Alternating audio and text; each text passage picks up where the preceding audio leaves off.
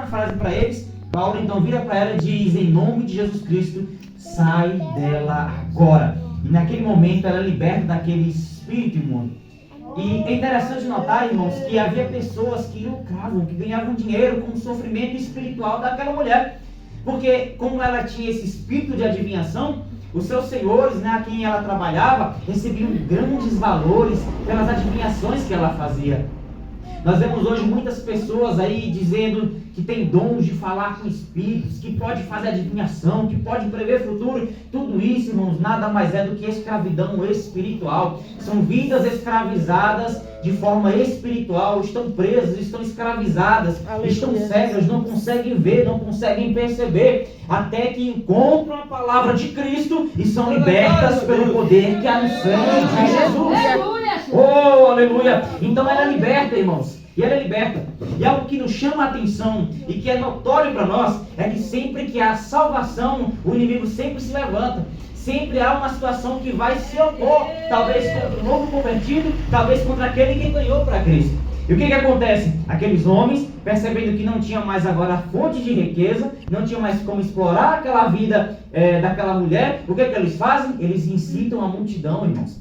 Eles fazem com que todas as pessoas ali ao redor comecem a ter raiva dos apóstolos, comecem a ter raiva deles. O que fazem com eles? Levam as autoridades, mandam prender eles. O que acontece com eles? Eles são açoitados, eles são feridos, eles são zombados.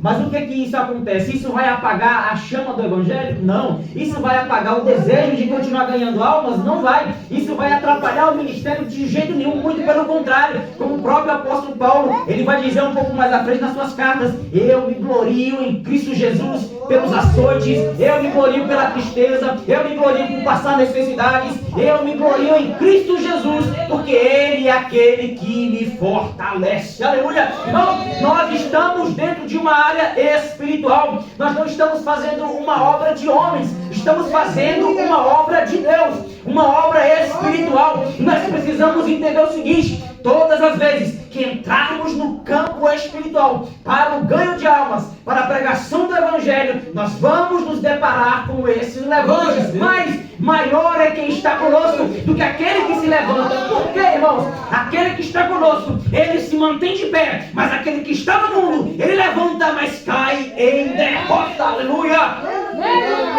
Glória a Deus, aleluia, meu Jesus. Por isso nós não precisamos e nem podemos ter medo de servir a Jesus.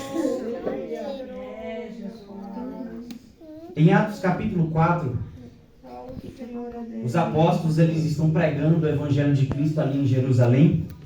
E acontece, irmãos, que os judeus eles não queriam que eles falassem de Jesus. Não queriam que eles pregassem o Evangelho de Jesus. O que acontece? Eles chamam eles, conversam com eles e vão dizer o seguinte: ei, parem de falar nesse nome. Não ensinem mais nesse nome. E acontece que os apóstolos fazem o quê? Eles obedecem ao sistema, irmão Manel.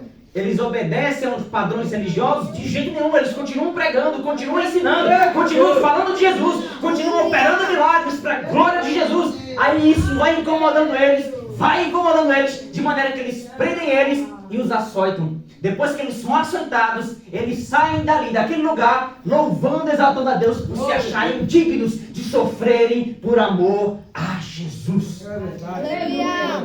Nós sabemos que as nossas breves e momentâneas tribulações, as nossas breves e momentâneas aflições estão gerando em nós, irmãos, não um peso de derrota, não uma tristeza que vai nos tirar da presença de jeito nenhum, mas isso está gerando um peso de glória que está sendo somado no nosso galardão no céu. Nós podemos então se gloriar nessas tribulações, nós podemos nos gloriar nessas aflições, porque nós estamos fazendo tudo isso, passando por tudo isso, para a glória de Jesus.